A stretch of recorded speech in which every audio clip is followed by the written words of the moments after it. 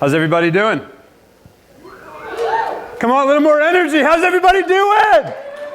Let's go. We need the energy right now, people. It's a tough time in enablement. There's a lot going on. You got companies that are in survival mode.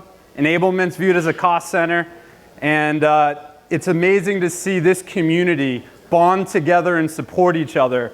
And Sales Enablement Collective, you know, it's got that word collective in it. This is a collective community. And that's what a lot of this presentation is going to be about, is collecting ourselves, collaborating together, both as a community and as a revenue team. And what is enablement's role in being that glue, right? Do more with less. I hate that term. It's like, what was 2022? This celebration of inefficiency, right? Like especially enablement people, like all type A's, very resource focused and like, oh, you guys got to get efficient now. Oh, okay, sure. You will just do more with less. So what are some ways that we can actually do more with less? How do we learn and work smarter together? And we're going to talk about some ways that we can leverage collaboration to achieve some of that. Green button advances? Looks like it. Okay, so I think I know the answer to this one, but how many people here are in enablement? Is there anybody here not in enablement? Perfect. Didn't need this poll question at all. All right, so up here we have the lone wolf. This is the most vulnerable seller in 2023. It's been a dying breed for a while, I'd say. But if you think about how sellers have been portrayed in Hollywood, right? TV shows, movies, usually it's this lone wolf character, this rogue person that somehow saves the day, overcomes adversity, finds a way to figure it out, right? This is like the celebration of the apex seller, right? And in reality, this doesn't work anymore. It is about bringing B players up to become A players. It is about aligning with our partners in customer success, in marketing, in pre-sales, leveraging our peers, our top performers, our subject matter experts. More than ever now, sellers feel vulnerable. It's been a 12-year bull market. Everyone's had job security. And now for the first time, a lot of top performers even are worried about job security. How can they add maximum value to the organization? And it's not enough to make President's Club anymore. You can't just focus on quota. It's about how do you add value to the revenue team? How do you maximize that value? How do you lift up the rest of the team with you? Lone wolf selling looks like this. Selling in a silo, likes to be the hero, hero ball, manages everything end to end. Their knowledge is not transferable. And it's really hard to be a lone wolf seller. Some people are very good at it. You know, if you have high motivation, high skill, and deep product knowledge, you can be a very successful lone wolf. And some people, they're just not team players. They're not going to be. It's not in their DNA. Sometimes you don't fight that. But for the most part, what a top performer looks like in 2023 is not this anymore. Here's our CEO, Yu-Chum Lee of Allego. By the way, I'm Craig Simons, Director of Growth at Allego.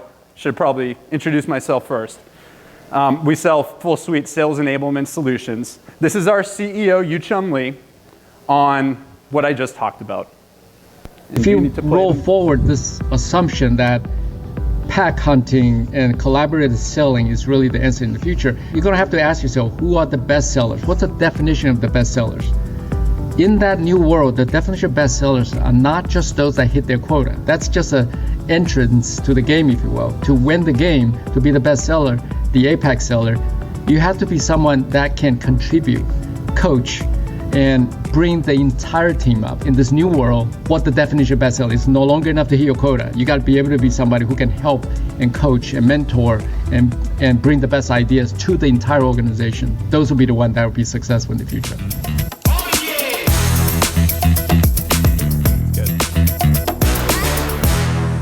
You might be wondering, what the heck is enablement? It's like our new short form video brand. Would love everyone to kind of check it out on social media, LinkedIn, and it's all under 60 seconds insights for enablement practitioners and revenue team leaders.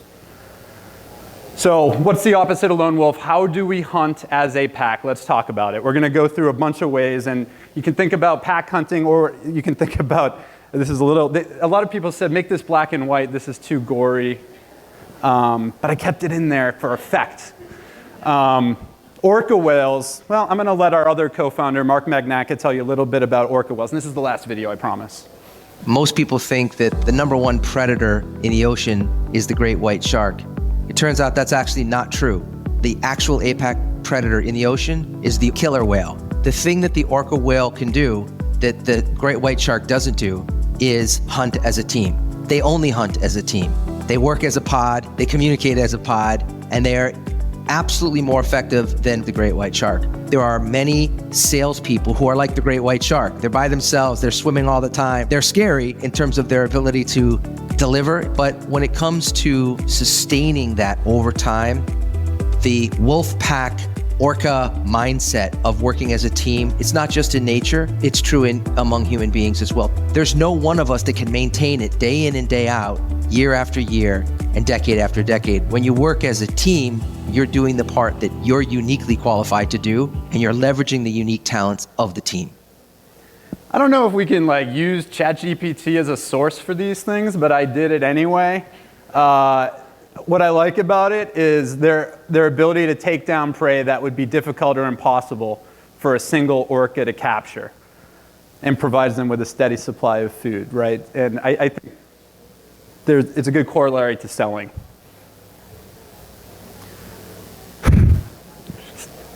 We'll just let that speak for itself. All right, so let's talk about collaborative enablement, this idea of A players helping B players rise up. So top performers have a responsibility today. There should be an expectation, and enablement can set the culture for this, of knowledge sharing and helping to be part of the coaching and development process of newer reps and reps that are struggling. Because the top performer has so much influence on the rest of the sales team. And we're going to talk about it later, but those top performers are also key for sellers adopting the content that's created for them, whether that's enablement creating that content or marketing creating that content. So top performers need to be brought in, and they need to understand that this is an expectation, that they help support other sellers and help even through coaching, team coaching sessions and one-on-one coaching sessions with top performers. I think I skipped ahead. Let's see if that goes back. Oh no, okay. Mistakes. We'll talk a little bit more about the type of culture you need, but in a really good, what I call a coaching culture, there is an element of vulnerability that top performers, when they display it, the rest of the team feels comfortable being vulnerable. Vulnerability is such a key piece because it's easy to share what good looks like, right? You had a good sales call, you had a win, you want to talk about it. Let's record a win report, a short form video, and share that out with the rest of the team. Let me share this sales call. I nailed it. They thought I was funny. Look at that. I got a next step. Those are easy to share. But what about the calls that you screw up? What about the calls that sellers make mistakes on? Those usually get buried. That knowledge, that mistake does not get shared with the team, and others are going to repeat those mistakes. So in collaborative enablement, we need to set a culture where top performers are seen as vulnerable, because if a top performer can make mistakes, it's okay for me to make a mistake. And it's okay for me to share that. So on a team coaching session, we can talk about that. Hey, this is a call that went really bad. Does anyone have any thoughts? Like, how could I have handled this better? Has anyone else experienced this? Like, how did you handle it in this situation? And let's learn from each other and talk about it. Messaging and learning is crowdsourced. Now with control, the word crowdsourced I think scares a lot of enablement people because there's a sense of a loss of control. We can't crowdsource enablement, right? Then it's going to be the wild, wild west. And that's fair. That's absolutely fair. So we talk about crowdsource with control. We want to make, and this allows us to do more with less, right? If we're able to capture the knowledge of top performers and subject matter experts, and not necessarily just top performers, but anyone on the sales team that learns something, we need to share that learning, and let's share it with the team. Short form video is a great way to do that. It's as simple as taking out your iPhone and recording 30 seconds and sharing it, in a Google Drive, and if you have a sales content management platform, whatever it is, email thread, doesn't matter. Share it on Slack. share this knowledge, create a channel for this, a channel where people can share these learnings. I'm curious, a show of hands, and try to be honest here. So who would say that their sales team is collaborative at the orca whale style level? Fully collaborative. Awesome. What company are you with? MST? MST Solutions. Awesome. Small team. Right. It gets harder as you grow. Who's in the middle? Somewhere in the middle? Most people. Okay. And who's got mostly lone wolves on the team? Okay, good. I think one hand kind of halfway went up. So that's great. That's great. So knowledge sharing. I put this joke in here this morning. I think it's kind of funny, right? Did you hear about the giraffe that walked into a bar? Bartender says, "Why the long neck?" Sellers want to learn from other sellers. They trust that content more, and because there's built-in credibility, right? Other sellers, they're doing it, right? They're out there doing exactly what your job is, so they get it. So you're going to trust that content more from them, and you also remember it better. Right, top-down formal corporate learning is kind of getting phased out. There's a place for it, right? We need some of it, especially in onboarding. But that content, it tends not to register. Sellers have a hard time remembering the formal content. But short-form video from peers is much better retained from sellers. They have that built-in credibility. And certifying on key messaging and semi-crowdsourcing, kind of already hit on this, but this is the idea that we want to, like if you have a new product or a feature rolling out, what we'll do at Allego is we'll invite everyone on the sales team to pitch the deck, the product deck, right? And how would you do this? And then everyone gives feedback. It's like just-in-time feedback right in the video's timeline. And then product marketing at our company is responsible for kind of collecting all that feedback, updating the deck, and then we do a second round. And we have people pitch, and we kind of figure out who did the best pitch. What is the example of what good looks like that we want to showcase, that we want to bake into our onboarding, that we want to bake into our training. So we do crowdsource the certification content and to create that example of what good looks like for the rest of the team.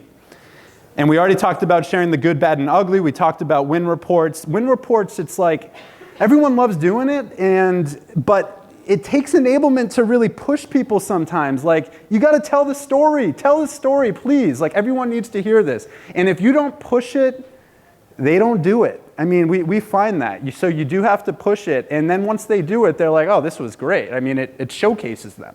It's fantastic for their career development and for them just getting validation from their peers, and then they get that positive feedback. And then this is big, especially right now. Unfortunately, we know that there's attrition, people leaving. Capture the knowledge before they walk out the door. Is it self-serving? Absolutely. But especially if they've been around a long time, do not let them leave without that exit interview, without collecting that institutional knowledge. Try to capture as much of that as you can before they leave. There is so much value, dollars, just walking out the door if you don't do this and bake this into your process. It's awkward, it can be awkward, but it is really, really valuable. Okay, replicate A-player behavior, not sheep. Listen to the game tape, right? The best athletes in the world do this, and it's the same in sales, and the technology has gotten a lot better. It used to be kind of a front-end problem, like, wow, this conversation intelligence is great. It can transcribe everything in multiple languages, and it's accurate now. But there's too much of it. It's like mountains of data. Who has time to listen to all these calls, right? Not even you in enablement. It's like your job, and you don't even have time to do it, right? How do you expect sellers to do it? How do you expect sales leaders to do it? It's really challenging. Well, now the front end is catching up. It's making the data more mineable and more curatable, if that's a word. You're able to put in keywords, topics, competitor names, product features, and then the CI will look through all the transcript data and just show you highlight reels that contain those keywords. So you're able to watch a 15-second snippet, 15-second snippet, 15-second snippet. Stay on the pulse of what your sales team is saying, how your team is messaging. And you can finally do this efficiently. In Allego, it's a feature called Showreels. I think there's other tools that also do this. So reopen your mind to conversation intelligence, because so many of the answers that we need, whether it's around messaging optimization, or how do we identify coaching opportunities, or where do we mine these examples of what good looks like, how do we curate this content for our training content, it is all in the conversation data. It really is, because you're getting the voice of the prospect, which is so valuable. And you can't measure this with numbers. You have to watch it. You have to see it. It is qualitative. Right? Where does the prospect have energy? Where are they bored? What messaging gets them smiling? And then the language that you're using, what language is the prospect using? That's how you optimize your messaging. When they repeat these things back, or they tell you their view on it, or how it applies at their company, listen to the words and the language that they're using, because that's the language that you want to bake into your sales conversation scripts, into your sales sequences, and into your training content. You have to mine this game tape, okay?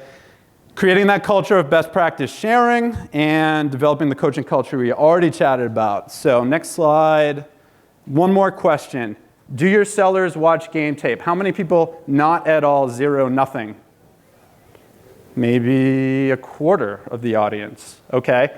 How many people are full board, everybody's listening to conversations, we're leveraging it, doing great? Nobody. And in the middle? 75%. Some people didn't vote. That's okay. Let's also talk about this new virtual hybrid slang. Yes, everyone's, well, not really. We're kind of going back to the office. Depends on the industry. At least some people are going back a couple days a week, whatever. So, but it's changed. It's never really going to go back to full in-person selling. So now sellers need really 2 different skill sets, right? They need to be able to do it in person, and they need to be able to do it virtually, which really, really is different. Some of the skills transfer, but there's a bunch of skills and processes that really makes virtual selling work that they wouldn't know and wouldn't understand from their in-person selling experience, right? There's new frameworks, new methodologies, new approaches to how you sell virtually. And the buyer, and I feel like this is like true always and almost cliche, but the buyer is more informed than ever. So there's more pressure on every single touch point for you to deliver. If you come on there and you're not an expert, if you don't come across as more knowledgeable than they are, you've lost them. They are going to lose that respect instantly, and that seller is not going to be able to have they're not going to build rapport, they're not going to build trust, not going to advance that deal. So there is more pressure on those touch points to be the expert. So not everyone can be an expert in everything, so this is why you have to leverage your subject matter experts and top performers. Get your sellers to ask for help early. At Allego, I don't even know, Rachel, you could probably tell us better, but I know we got all these codes. Code blue, code red, code yellow, all these codes, and they mean different things. So very, very early in the deal, as early as possible, we ask reps to raise their hand and say, let's get a conversation with a group of experts, subject matter experts and top performers that can help guide you strategically, not just tactically, but strategically on a deal and give you an approach to follow. And the sellers that have done this, really, we had a seller that just won an award. They won an operating principal award. Devin Bloom is her name. And she was one of our lower performers a year ago. And now she was the top enterprise rep. Enterprise or mid-market? Sorry. Enterprise? Mid-market. A top mid-market rep last year. And she attributes it all to asking for help earlier in deals. So create these teams of people that are actually responsible for helping sellers early in the deal process with strategy. And lean on these subject matter experts. If you don't know, depending on how complex your product is, you're not going to be the expert on every little piece of the product. So depending on the use case, depending on what problem the prospect is trying to solve, find those people that have done it before, that have walked the walk, that can come in and show them that they are the experts and can guide them and help solve their problem. Lean on those SMEs. Lean on your sales engineers. Lean on top performing reps. Lean on sales leadership.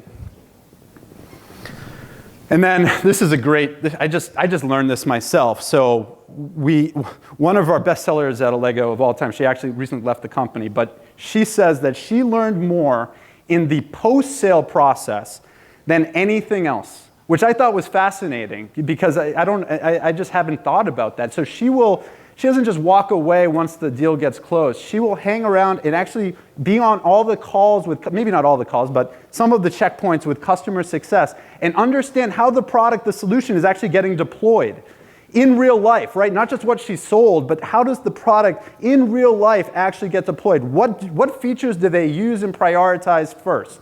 What hits the mark and what misses? Where did the expectations that she set maybe fall a little bit short? Right? And that's always going to be the case, right? There's always going to be certain things that maybe you oversell or maybe you sold it right, but they don't have maybe there's politics or there's compliance issues and they're not able to implement it. That type of knowledge, that type of context makes you more fluent in your next sales conversation. So encouraging sellers, and at least watch the game film, right? If you can't attend live, leverage the conversation intelligence and listen to these calls with customer success so you can understand how the solution the seller just sold actually got deployed.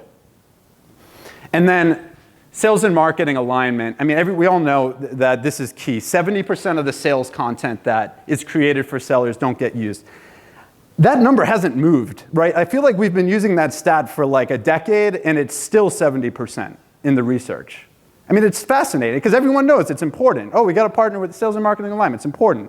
Why is this so hard, right? What are we doing wrong? We're doing something wrong. So, enablement. You have a responsibility. This is on you to make sure that sales and marketing are co-creating content together. The seller needs to be involved from the beginning. The sales team needs to set the purpose and the intent for the content. And content has a life cycle. It's not something that gets created, you throw it over the fence, and then on to the next. That content has a life cycle, and it is always evolving. It is continuous. So you're co-creating, and then you're distributing it, and we're going to look at some research in a second. I know I'm running out of time, but you're going to activate that content with a top performer, and then it's the measurement, it's the messaging optimization, it is continuous. And then there's personalization as well. Let's make sure that this is relevant for all the different industries and personas. You can create 8 versions of a successful piece of content. Okay, so this was research. We partnered with B2B Decision Labs, and there were 9 groups. And this was at a real company and with 500 sellers, and they created 9 groups, and they had a product marketer deliver the content. They had a sales leader deliver the content and a high-performing seller. And by deliver, I mean the rollout to the sales team was basically delivered by one of these personas. And then there was content that went with it. So they provided just the very basic details for one group. The second group, it was the basic details along with a case study. This is how this content benefits a prospect. And then the basic details of the content with a demonstration of how the content would be delivered. And the product marketer, when they rolled out the content to sales, which is typical, the sellers they would tell you what their likelihood to use was on a scale of 1 to 7. It was about 3 when a marketer would present the content to the sales team with a demo of what good looks like. When it was a high-performing seller, it went up to like 6.25. It was 111% increase in the likelihood to use the content, according to sellers, when it was delivered by a top-performing rep. So enablement has a responsibility to build a process for this. This is on you. You need to get top performers rolling out content to the sales team because that makes sellers actually want to use it. And they even have more credibility than the sales leader because they're the ones that are out there walking the walk. So co-creating, get feedback early. This will save a lot of time. And at Allego, we have something called the Sales Advisory Board. You can call it anything you want, but come up with a name for it. Create this group of top performers, and maybe not just all top performers, make it a little bit diverse, but create this team and give it a name so it's a real thing. And it is their responsibility to provide this feedback and help sellers understand the purpose and the intent of the content that they're creating. And then the track and refine piece. So there's anecdotal feedback, right, which is kind of what a lot of people rely on. That's kind of old school, but can be very valuable. The problem with anecdotal is it tends to just be from the loudest voices in the room, which is not necessarily comprehensive. So that's why you also need the quantitative feedback. If you guys have a modern sales content management platform, there is phenomenal analytics now where you can connect it to your CRM and look at the correlations of content with positive outcomes. So there's fantastic quantitative data, and then the qualitative data like we talked about with conversation intelligence, incredibly valuable. Build these feedback systems, hold people accountable, and don't forget to update the training content, right? A lot of times it's, oh, let's just make sure the sellers know about this stuff, and let's update the sales scripts and whatnot, but make sure also that you're taking these learnings and these examples and baking it into the training content, the onboarding content. And yes, this is our Q&A slide. And I don't know if you're too far away, but if you wanted to just scan those QR codes, you can connect with me on LinkedIn, and you can follow Enable Minutes on LinkedIn and TikTok for more of those 60-second or less enablement insights. So thank you. And does anyone have any questions? Was that a hand? You mentioned earlier about leveraging the SMEs, and so where I'm going with it is there's a lot of people pulling on those same SMEs, right? So I'd love to get your, like, how do we scale this, right? Because I'm going to have all these reps, and they do it today, right? And so we're trying to actually create this program, but I'd love to hear how do you make it scalable so that you're not, you know, those SMEs have a million other jobs that they've got to do, yeah. even though we know this is highly important. Yeah. Well, here's an unqualified response, because I haven't actually done this, but what seems logical to me is that enablement can be the gatekeeper.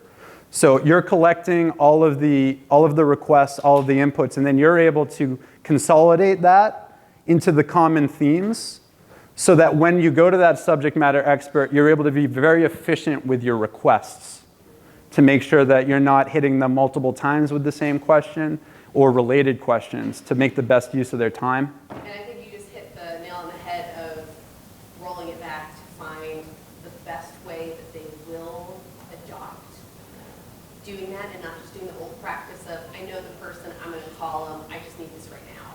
Yep. You know, and getting that into their yes. mindset. Less ad hoc, a little bit more process. Yeah, they'd love that so much. I know. But it's not process for the sake of process. It's process for the sake of sustainability. And that's the difference, right? We need to create programs that are sustainable, and ad hoc just doesn't sustain itself. It just doesn't. And you can get by in a small company for a while with that, but as you grow, the ad hoc stuff needs a little process. Yes? Not a question, just to add on to that. I think one thing that we found is helping SMEs see what's in it for me. And part of it, they're being pulled in so many different directions in your requests, really working with sales leadership to reward the SMEs visibility in the organization that creates some positive feedback. Oh, I did this thing. That's great. That's great. Yep. So what he said, in case for the streamers, that the subject matter experts could use a little bit of what's in it for me, right? How do we put a spotlight on them so that they feel like they're getting recognition for their time and that they feel motivated to actually provide this value because they are getting pulled in so many directions? How do we make this a little bit more worthwhile, a little bit more of a carrot? And I've found that just a little bit, like a little recognition publicly goes a huge way. Whether it's a shout out in a Slack channel or mentioning them in like a executive update to the full team, even just like a small piece of recognition can really make a big difference for people. Other questions, thoughts, better jokes than the ones I told? Oh, here we go. These are questions. Okay. How often do you share the short videos that gather feedback of a seller delivering a message or showcasing the pitch? So at Allego, I know that there are, I think it's either weekly or bi-weekly team coaching sessions. So I think it's a combination of the frontline sales managers and enablement kind of sourcing these and figuring out which examples they want to use for those sessions. We also, through Allego, we allow anyone to kind of post videos to the platform and tag it and categorize it and share it with people. So I know a lot of reps will do that. They'll just share it with, the SDRs will record something and share it with the full SDR team, or AEs will do that and share it with all the other AEs and everyone on the sales team. So empowering them to just kind of share certain content themselves. A little scary. Sometimes people share things and it's like, we don't really want to use ChatGPT instead of our outreach sequences. And you have to kind of do a little bit of monitoring and policing. But I think the empowerment really helps, because what we want to do is we want to make all of our sellers become teachers. Teaching is the highest form of learning. When you actually consider yourself a teacher and you're trying to teach other people, that makes you think so critically about a topic that it actually ups your own game, because you know you have to be tight. So we do want to create that culture where anybody on the team can be a teacher. And we're at time. Oh, last question. So how do you create a safe space for people to give feedback so that they can share those, I forgot those losses? How do you create a safe space? How do you create a culture of vulnerability? It starts at the top. You have to have top performers and even sales leaderships showing vulnerability, and then that spreads down to the rest of the team. If it doesn't start at the top, it's really, really hard. It's really hard. And it's rare. I mean, I think everyone's striving for this culture, but there's very few companies that really actually possess it in a sustainable, real way. So, yeah, if you can get your top performers to be vulnerable in front of the rest of the team, that makes a huge difference. All right, thank you very much, everyone.